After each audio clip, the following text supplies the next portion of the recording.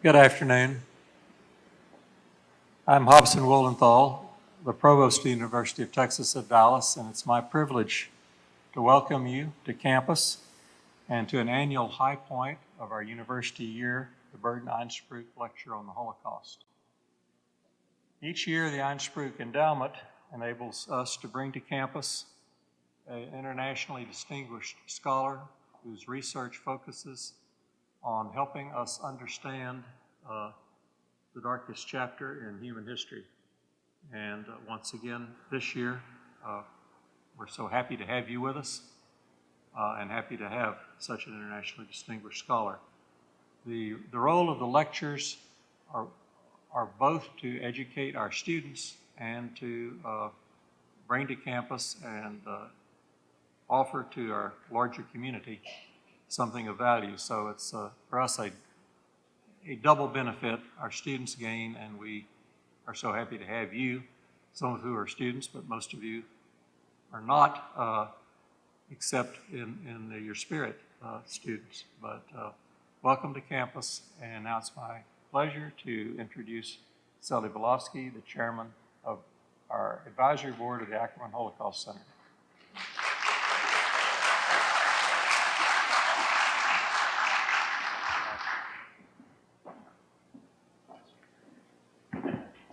Thank you, Dr. Wildenthal. On behalf of the advisory board of the Holocaust Studies program, I want to welcome you also to this event. And thank you all for coming. I want to also extend a warm welcome to David Patterson, who's with us today from the University of Memphis, and remind you that he will also be lecturing tomorrow morning at 9:30 in the same room. I hope you can get away and come back for another great lecture. We're honored here today because we have with us the president of the University of Texas at Dallas, David Daniel, and his wife Susan. You want to stand up, please? Thank you for coming. Thank you so much for being here. And we have the Dean of the School of Arts and Humanities, Dennis Kratz, and I think Abby is with him. There's Dennis Kratz. Thank you, Dennis. And we do have a very wonderful advisory board, and I think we have at least a dozen members with us today, and I would like to ask the members of the advisory board to please stand up and be recognized. Tex, there we go. Thank you. Thank you very much. We have Dr. Burton C. Einspruch with us and his wife Barbara. Bert is the immediate past chairman of the advisory board, and he's the founder of the Einspruch Lecture Series. Dr. Einspruch.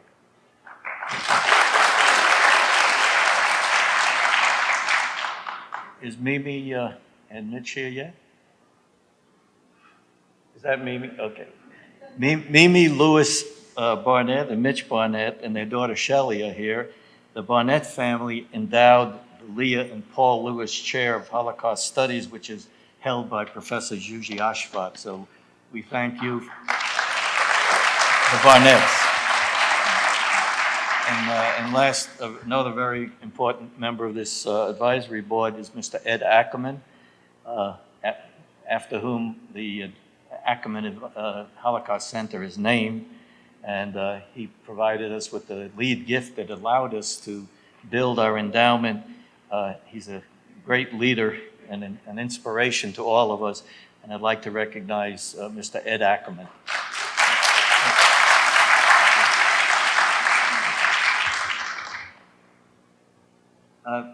Many times we have Holocaust survivors who come to these lectures, and Dallas has a great many Holocaust survivors and who spend a lot of time in high schools and colleges telling their story and teaching the lessons of the Holocaust. Many of them have written books about their experiences, and they all remind us that without memory, there's no future. So I would like to recognize any Holocaust survivors and their families who are with us today. Would you please stand?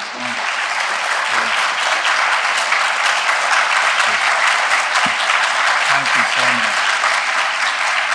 Thank you.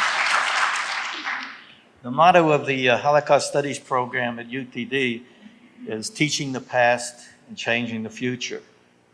And what makes the Holocaust Studies program so different here is that we offer Masters of Arts degrees, Masters in Teaching, and PhD degrees, so that over time, scores of students have obtained degrees in Holocaust Studies and History, which allows them to go out and teach in high schools and colleges all across the country. And with your help and our help, more of them will follow. The mission of the Holocaust Studies program is to teach future generations, not only the history of the Holocaust, but also the lessons of compassion, tolerance, and respect for human rights of all people. Students also learn important lessons about scholarship and life, that learning leads to more learning, that evil must be confronted, that the victims must not be forgotten, and that we are each responsible for our own actions and inactions. Because of the strong support of the university and the advisory board and contributions from across the community, the Holocaust Studies program now offers over 10 courses a year to both graduate and undergraduate students.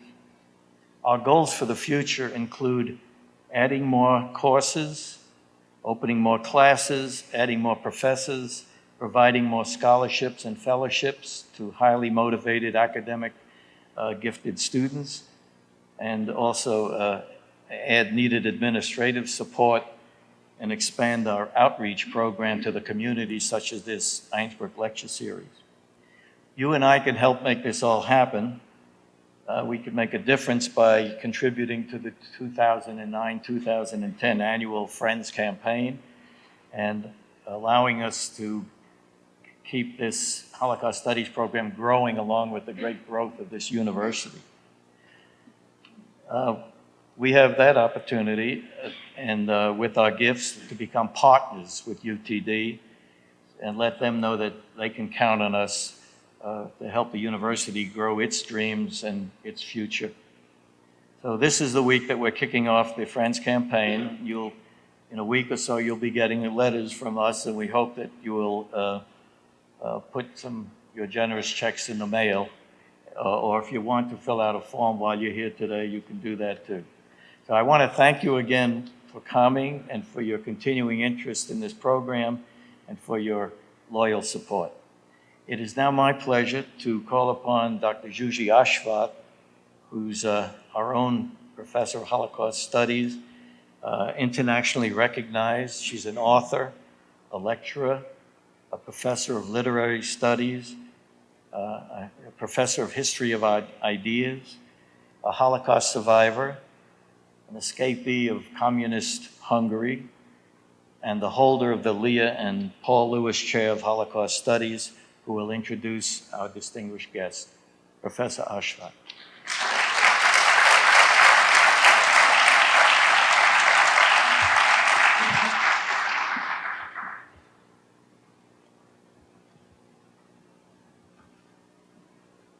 Thank you so much, Sally, and thank you for all of you who came tonight, and thank you for the support of all the friends and colleagues and supporters, general audiences, students, colleagues, everybody who is here. We feel the strength and the intensity of this support throughout the years, and we are enormously grateful for it. We are grateful to so many people that it's very difficult to express, but I would like to express one particular person whom we must be very grateful, because it is he whose help has created this Holocaust program and whose help has made it possible that it is running for years, I would say for decades almost. And that is Hobson Wildenthal, Vice President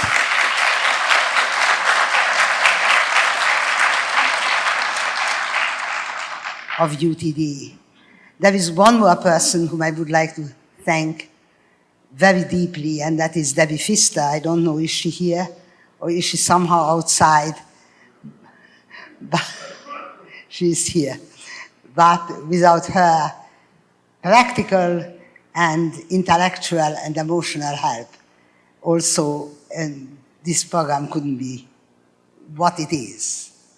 And what it is so much that, for example, tonight we are going to hear Dr. Patterson, Dr. David Patterson, who is one of the most famous people of this field of Holocaust studies.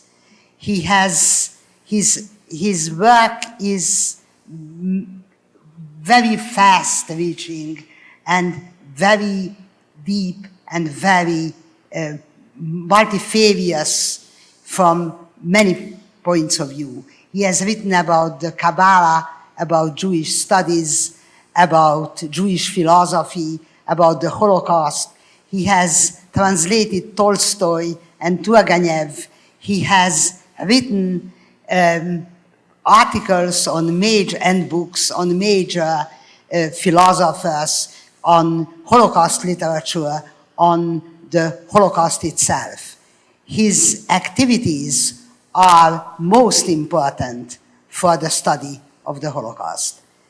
And I would like to give the word to David, and I would like to thank him that he came.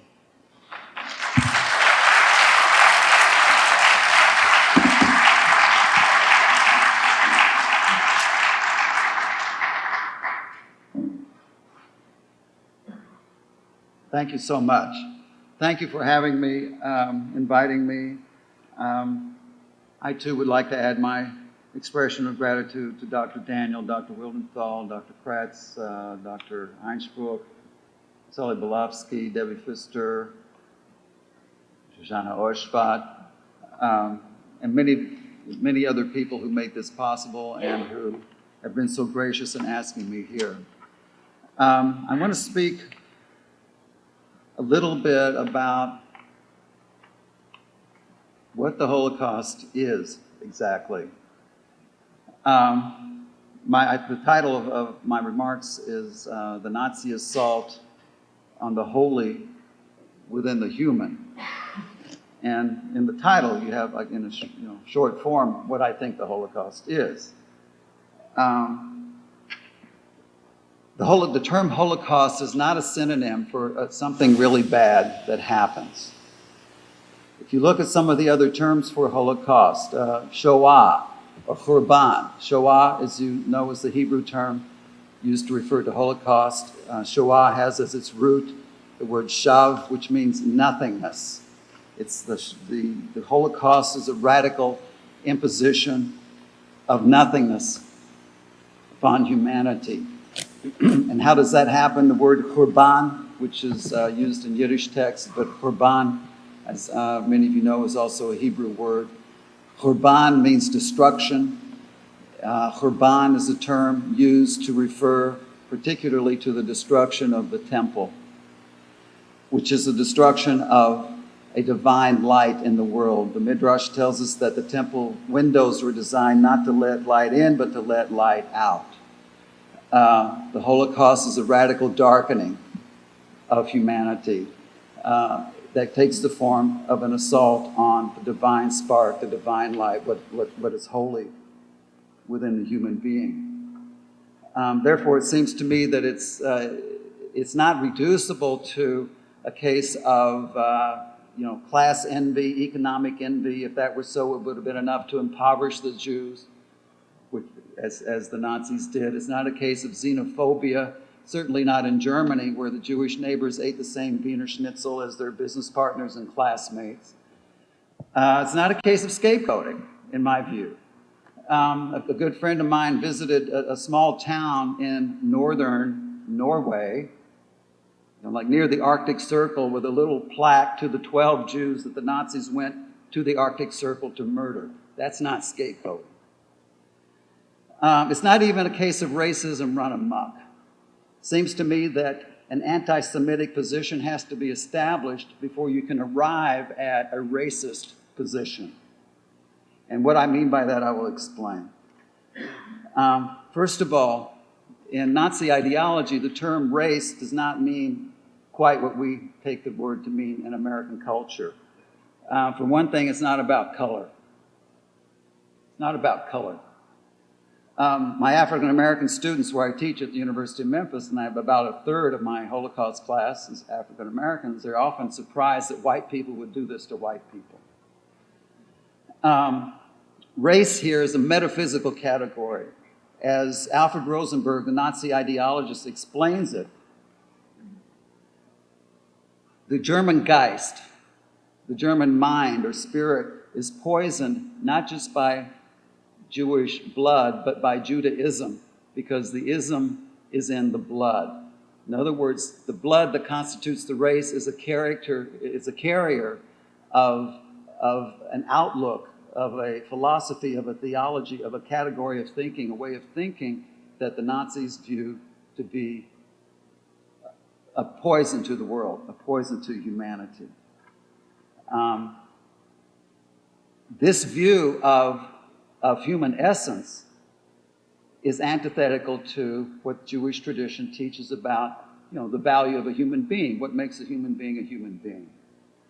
And among other things, the Holocaust is about a collision of these outlooks. What makes the life of the other human being matter? Or to put it another way, what is the anti-Semite anti? What are the Nazis trying to obliterate in the extermination of the Jews? I think it's a certain teaching on humanity. From the standpoint of Nazi ideology, for example, a human being has value if that person happens to be born what they'd call an Aryan. The value is derived from a natural accident. An Aryan takes on greater substance, greater depth, inasmuch as an Aryan can muster from within a will to power. What is the name of the most famous Nazi propaganda film, Leni Riefenstahl's film? Triumph of the Will.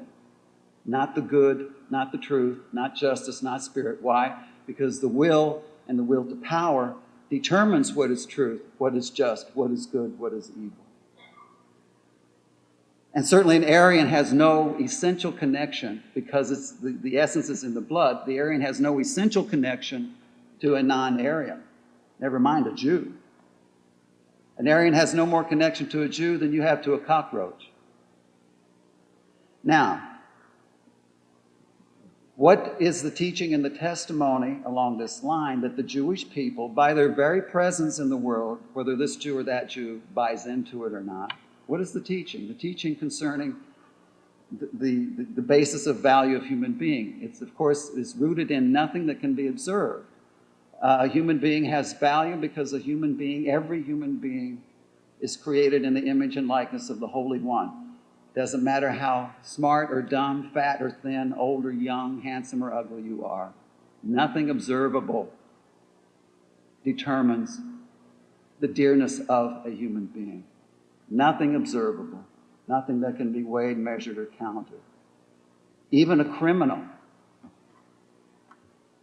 Not even moral character determines the dearness of a human being. This is why we can't treat criminals in any way that we might want to. Further, even more heretical to Nazi ideology is the teaching that each of us is not only spiritually connected to the other as an emanation from above, the way beams of light emanate from a star, souls emanate from the Holy One. Each of us is tied to the other spiritually as emanating from a common source. Each of us is tied to us physically, according to the teaching and the tradition. We all come from one human being. The rabbis ask, why does God begin with one and not two? It usually takes two. Why does he start with one? And they explain it's to teach us so that no one can say to his fellow human being, my side of the family is better than your side of the family. There's only one side. And we are tied to each other as a family, spiritually and physically, with all of the ethical obligation that comes with that connection. I was in the town of Bernburg, Germany in 2002. It was one of the 5 killing centers in Nazi Germany used in the euthanasia program between October 39 and to October 1941. I traveled there with Emil Fackenheim, whose uncle was murdered there, and for whom he wanted to, put on the wall a memorial plaque. And the facility is now an archive and research center, memorial center, but they have, kept intact the gas chamber and the ovens used in the euthanasia killing facility in Bernburg, Germany. When I was standing in that place, I realized that an institution that Memphis is known for, St. Jude's Hospital, would be unthinkable in Nazi Germany. There's no reason, no utilitarian reason, no economic reason, no practical reason to expend large amounts of our resources attending to the care of people who are dying and will, in all likelihood, not recover. And indeed, those marked for this extermination project were deemed economic burdens on the Reich. A view perfectly consistent, a program perfectly consistent with the premise of National Socialism regarding human beings. Now, how does this, this is so far, rather abstract, but how does it show itself in concrete ways? In the Gestapo, there were men who were specialists on Jews, Judaism, Jewish teaching, Jewish history, languages, and so on. And these experts get referred to in a number of the Holocaust diaries.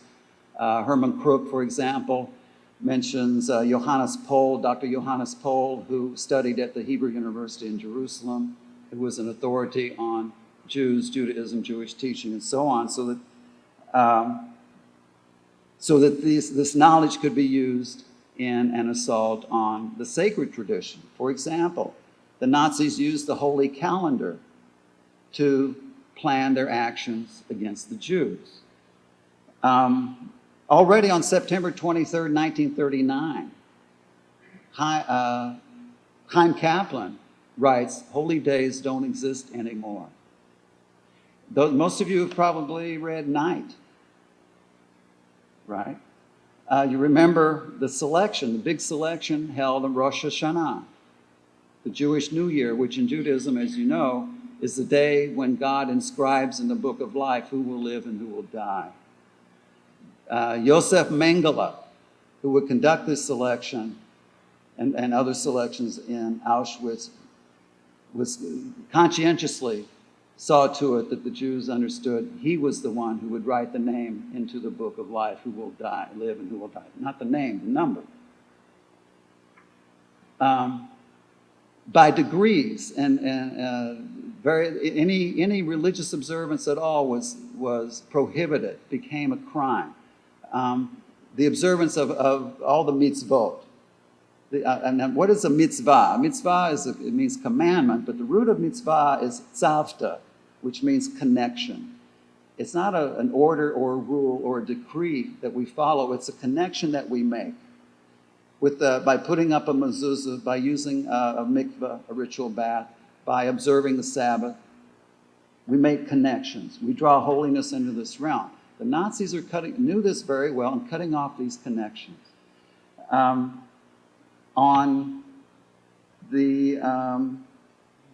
With regard to prayer, Rosh Hashanah 1940, Chaim Kaplan records that prayer has been deemed an act of sedition.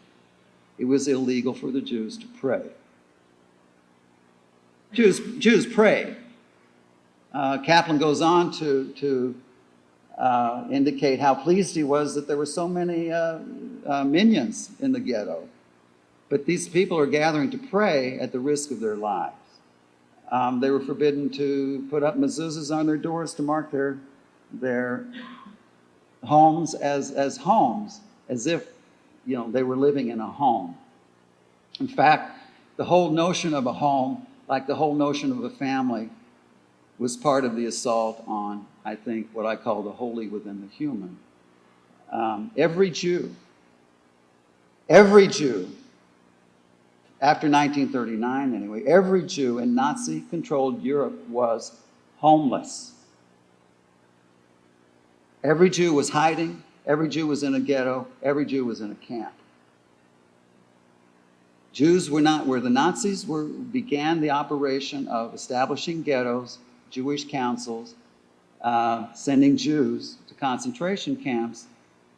Jews were no longer living, at least not for long, at a residence as a Jew. This homelessness, I think, goes to the assault on the holy because it's an assault on the sanctuary of the home. As I tell my students, the ghetto is not a really poor part of town or really uncomfortable place to live. The ghetto is an instrument of extermination. Yehuda Bauer points out that that the average number of people per room in Warsaw Ghetto was between 7 and 8 people per room. The legal ration in Warsaw Ghetto was about 220 calories per day per person. Anything a Jew did to stay alive, as people, the diarists from this time attest, was illegal.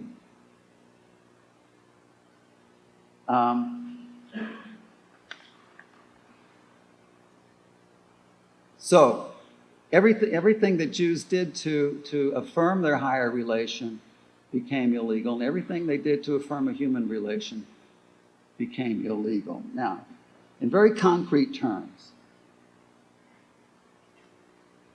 the assault, I want to address just three figures, three notions of, three examples of human beings to illustrate this point. First of all, children. Children. Children were designated first targets in the extermination of the Jewish people, in the assault on the holy, not just within the human soul, but the holy within the human community. If you've read Simon Wiesenthal's memoir, The Sunflower, he comments on not having seen a Jewish child for 2 years. George Salton, whose daughter, Ms. Eisen, is here somewhere, whom I was very pleased to meet. George Salton, the author of a memoir called The 23rd Psalm, comments that he had not seen a child in 6 years.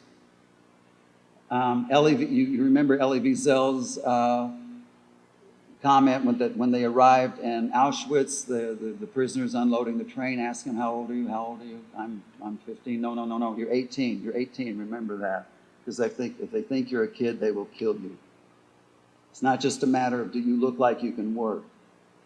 If you're perceived to be a child, they will murder you. Of course, there's the famous scene in Schindler's List, very typical mode of action of hauling off the children in the trucks. And I'll talk tomorrow about examples of this in Lithuania as well. The Nazis created realms that were void of children, very systematically, in a very calculated manner. Now, what does it mean? How are the Jewish people understanding this in these communities? In any community, in any tradition, children are the reason why we live. The ways in which that expresses itself in Judaism, as you may know, in Judaism we don't have a doctrine of inherited sin. We don't believe children come into the world tainted. Children are the presence of innocence and holiness in our midst. The Midrash tells us that when the Babylonians went into Jerusalem and took away, in the time of the destruction of the first temple in 586 BCE, they took away the priests, but the holy city remained holy. They took away the Levites, but still the divine presence, the Shekhinah, remained in the holy city. But when they took away the children, the holy city was no longer holy. It lost its holiness. The Shekhinah, the divine presence, went into exile with them. The Talmud tells us that all of creation is sustained, is held up by the breath of little children, not by the powerful shoulders of Atlas. Creation is sustained not by power and not by might, but by holiness, which vibrates on the breath of little children. Our children are the vessel of time. They're the vessel of the future. Here I'm stating the obvious. They're the source of our wisdom, and they are the ones who summon our love. Without our children, we are without wisdom and we are without love. Some of you have held an infant in your hands who is 5 seconds old, taking his or her first look at the world, the first look at creation. When you look at those eyes, those of you who have had this blessing know that it's a moment of revelation unlike any other. Suddenly you know the meaning of life. Suddenly you know what is sacred.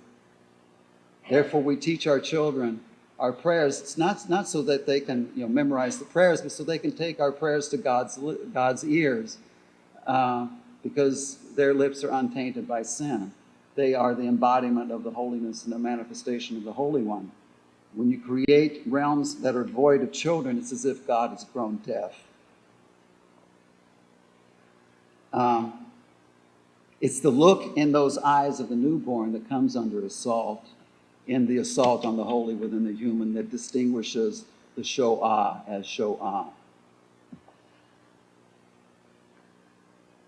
Of course, the crime of the Jewish child is being alive, is being in the world. And if that is the crime, then among the most heinous of criminals is the mother who has brought that child into the world.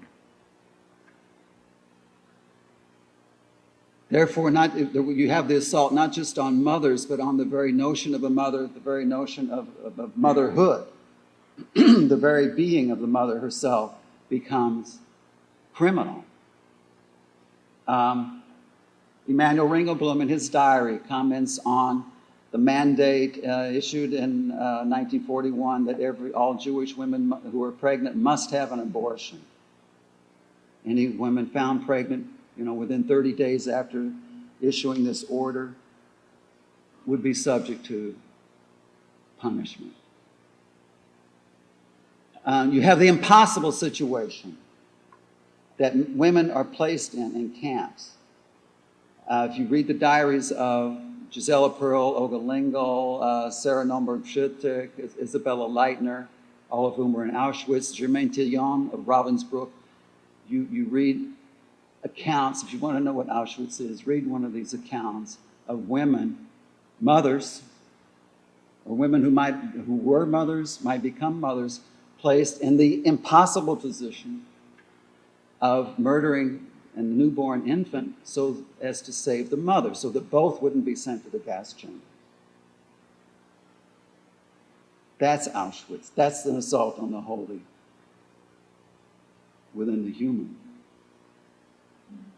Making the loving hands of a mother into the instrument of your aim of exterminating the Jewish people. Now, once again, there are Jewish teachings concerning the mothers of Israel. Like in every tradition, the mothers of the community are valued, are dear. We're taught in the Talmud, for example, that blessing comes into a home, that a home is a home only through a woman, only through the wife and the mother of the household does that home find God's blessing. We're taught that the women of Israel have come from a higher realm in the upper worlds than the souls. The souls of women are from a higher realm than the souls of men. In the 19th chapter of Exodus, verse 3, you have the teaching that the house of Jacob and the children of Israel were gathered at Mount Sinai to receive the Torah. The Midrash asks, why are there two groups mentioned here? Aren't they all Israelites? And after the usual lengthy rabbinic discussion, one realization is that the house of Jacob refers to the women. And that the house of Jacob, the women are mentioned first because it's only through the women that the man can ever hope to have access to Torah. We're taught in Judaism that that heaven and earth are born from the womb of the supernal mother. The assault on the mother is an assault on the supernal mother. It's an assault on creation. It's the anti-creation. The letter Beit is, if you know the shape of a letter Beit, it's closed on three sides, open on the other, is shaped like a womb. We have a teaching in Jewish tradition, which incidentally Emmanuel Levi Nassim also addresses, that when we refer to God as El HaRachamim, the compassionate one, Rachamim, he points out, has as its root the word rechem, which is womb. So what is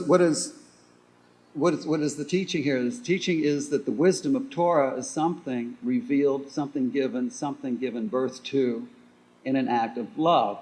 The assault on the mothers of Israel as an assault on the holy within the human is an assault on a divine love, or the closest thing to it that we have in this realm. To put it simply, nobody loves you like your mama. Of course, where there's a mother, there's a father.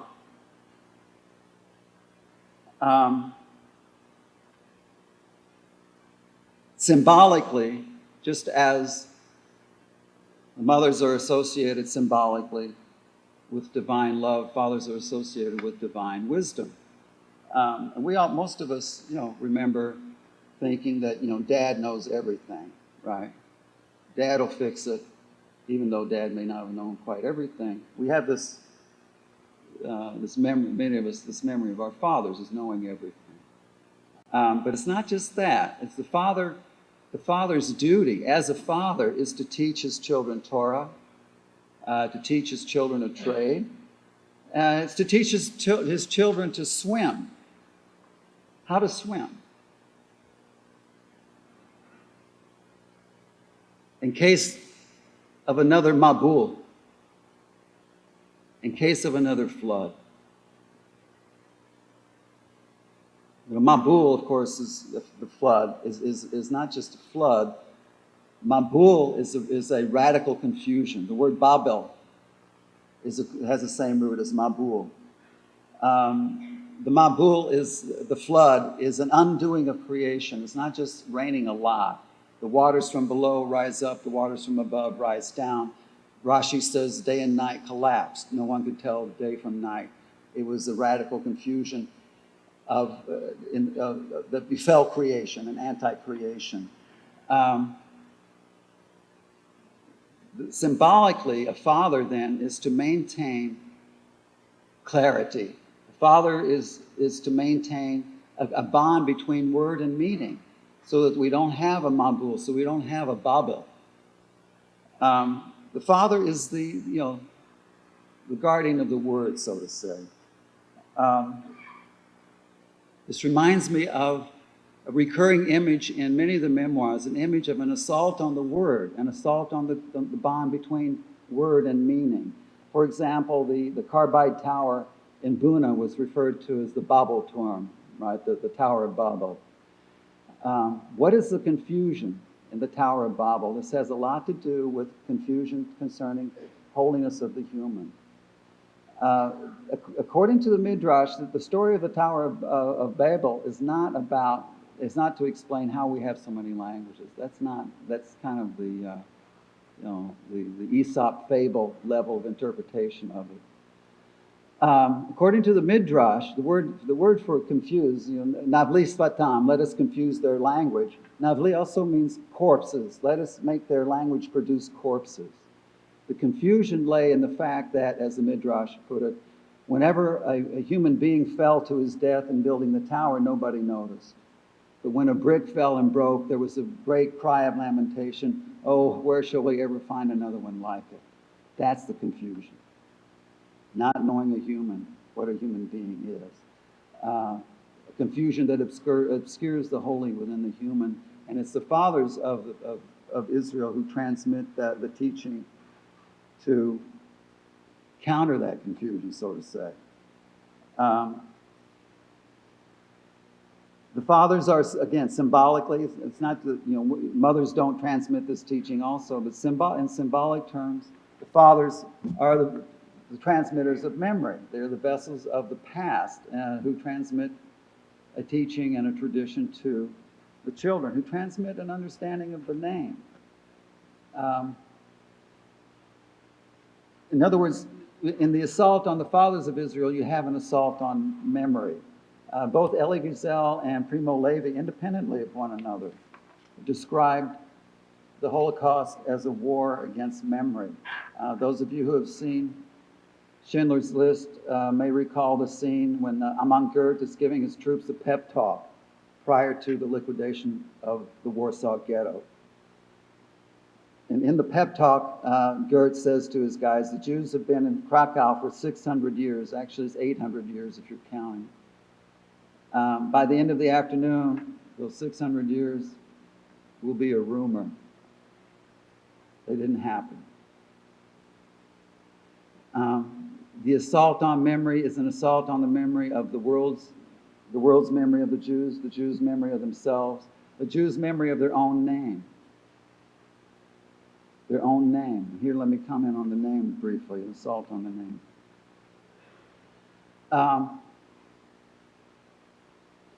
Almost without exception, 99% of the time, when you read the Holocaust memoir of someone who was in a camp and someone who was tattooed, the memory of losing the name is very strong, very prominent.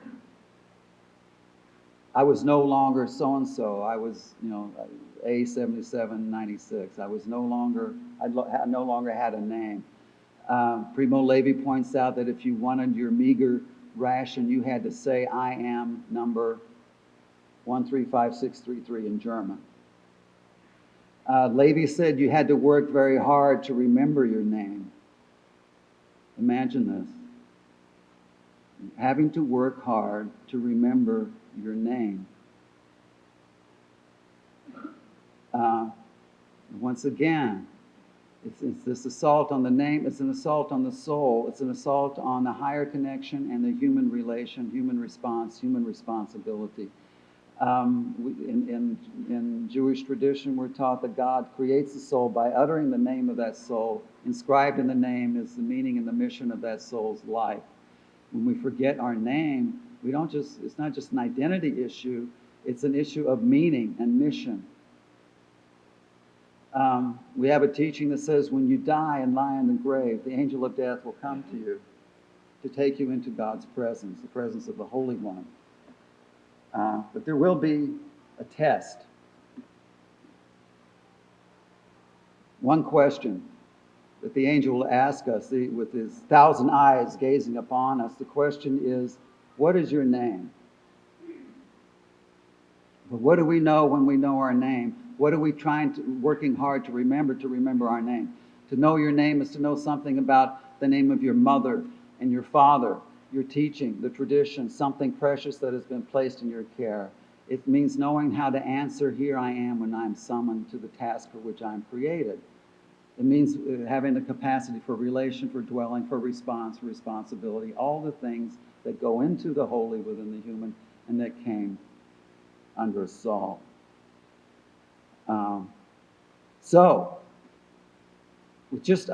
Thinking with a few thoughts about children, mothers, and fathers, places in human existence where the holy manifests itself most prominently, most immediately, most directly. It can add, understanding this a little bit, can add, for example, to our understanding of Primo Levi when he says, at the end of his description of his arrival in Auschwitz, the sentence is one of the most horrifying and chilling sentences in a book full of horrifying and chilling sentences. In an instant, he says, in an instant, our children, our women, and our parents disappeared.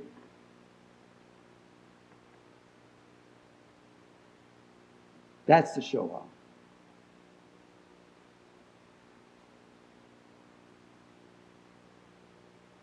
Let me just have a few concluding remarks here, and then maybe we can talk.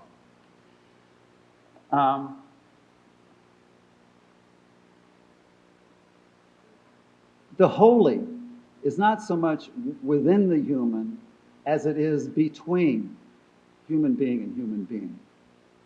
The holiest space in this realm is not in the Ark of the Covenant. It's not the tablets.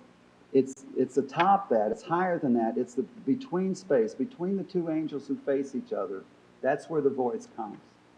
It's in the between space of relation. The soul is much more like a force field in this between space than it is like a ghost in the machine. The assault on the holy is an assault on human relation. Remember, for example, in Buchenwald, it's related in Night, when Eliezer is looking for his father, he's trying to get food for his father. Someone takes him aside and says, look, here there are no fathers.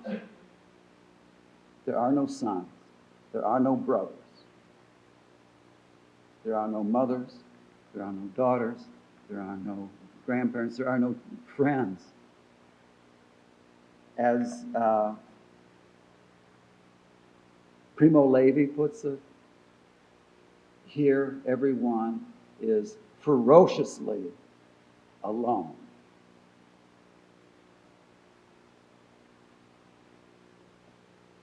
This fundamental assault on human relation is where the assault on the holy between the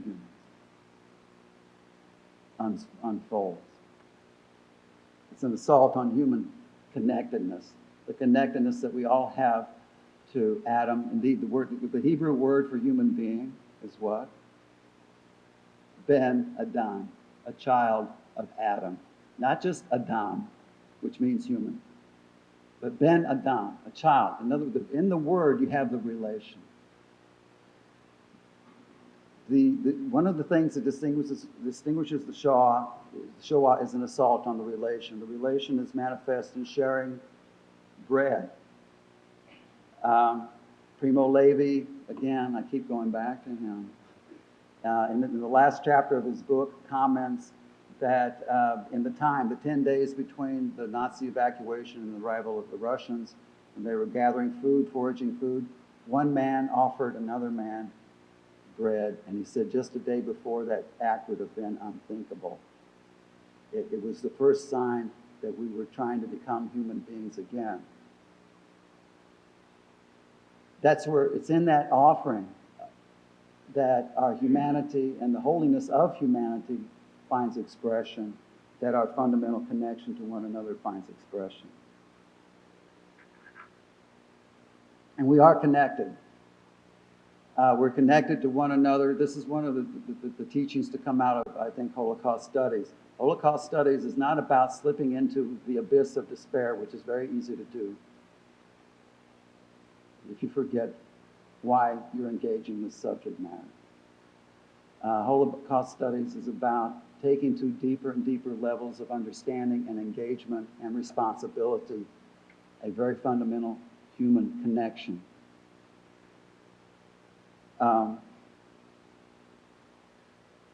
think this is one reason why the Holocaust has such a hold on our consciousness. And in very graphic ways, and this is another distinguishing, defining feature of the Holocaust, in very graphic ways, we are connected to the dead.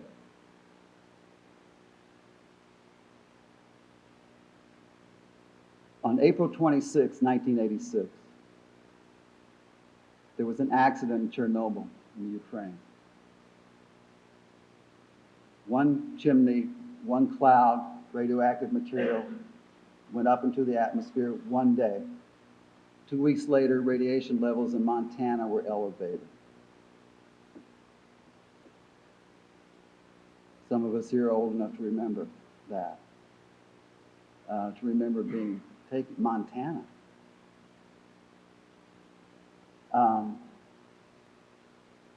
What is cast upon the winds settles over the face of the planet. In the Shoah, we're not talking one chimney one day, we're talking dozens of chimneys for 1,000 days, transforming the sky into a cemetery and casting the remains of the children of Israel upon the wind. The ashes of the Jewish people, which are in the soil from which we harvest our bread, which we place in our mouth in a rather grim Eucharistic fashion. We are connected to them. From those ashes come the question put to the firstborn of the first man, where's your brother? What have you done? From those ashes come the question put to the first man, where are you? That's why Holocaust study is so uncomfortable and yet so urgent, so indispensable to studying anything. Therefore, the task, as I tell my students in engaging this, and as I remind them from time to time, because we need reminding, is again, it's not to be overwhelmed by the evil, but to try to take on a deeper ability, a deeper capacity to hear the outcry of our fellow human being and to answer as we are summoned to answer, Hineni, here I am for you. Thank you.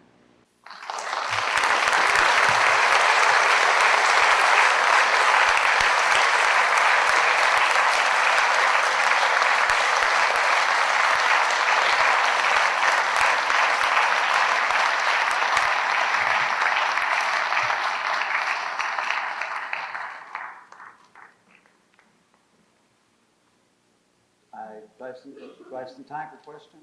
A few questions? Any questions, comments? Yes, Ken. G. Gordon Liddy had a radio show, I don't know if he still does. He's a conservative gentleman, a philo-Semite, and he once explained the Holocaust to his radio audience. He said, this is how you should understand the Holocaust. If the Nazis heard that there was one Jew living in the Arctic, they would send an SS division to the Arctic to kill him. You understand that, you understand the Holocaust. It was interesting to me to hear that this is actually something that's real, that actually happened. If you're familiar with your friend's story, can you tell us more about that incident in the north of Norway? No.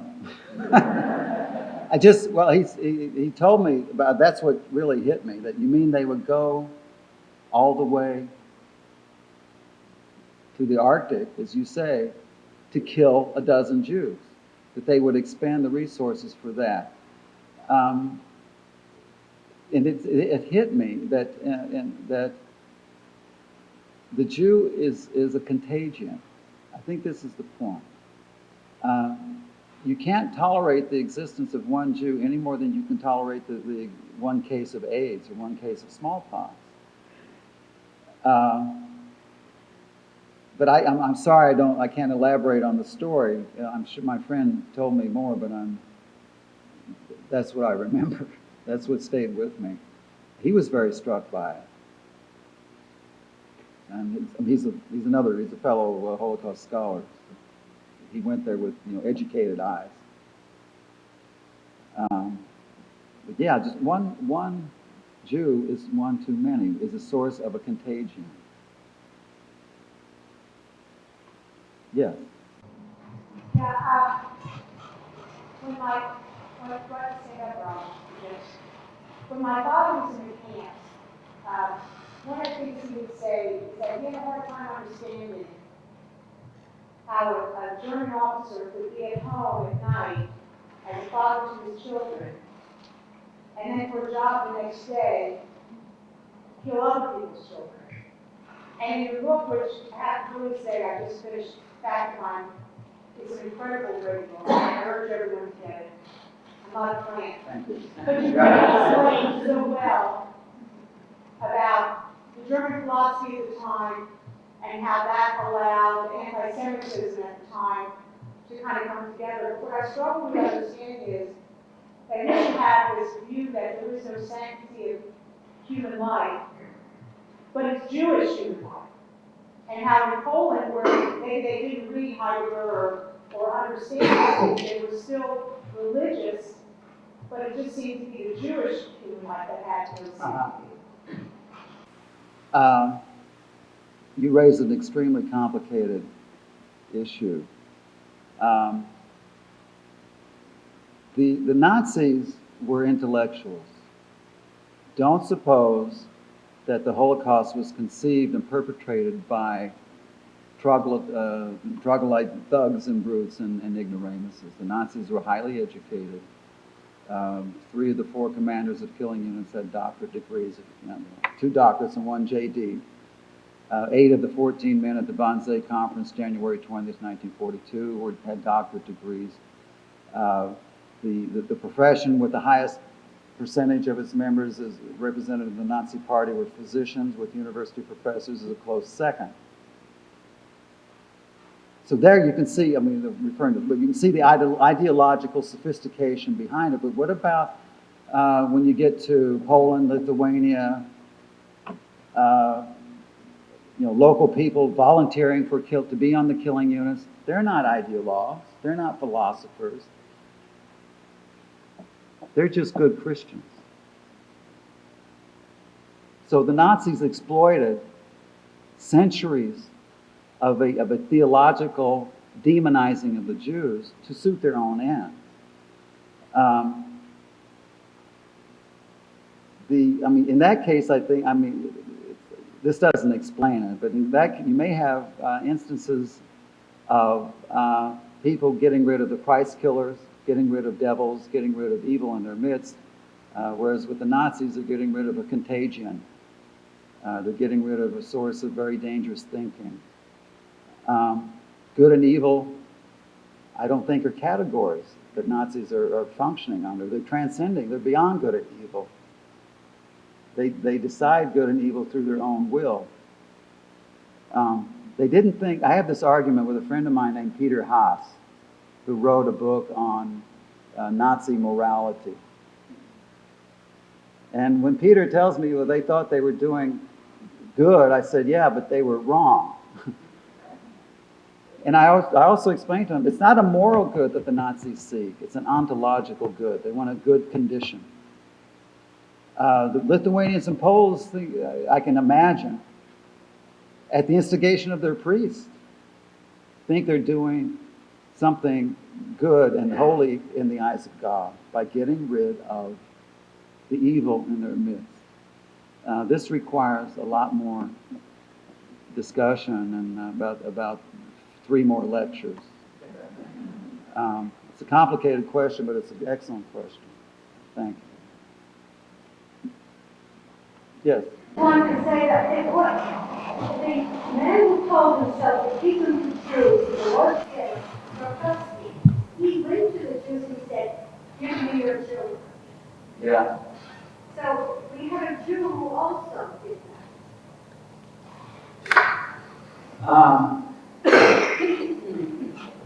Did he kill himself after Yeah. that speech? There were more than 40 heads of Jewish councils committed suicide. Adam Chernyakov is a famous one, but not the only one.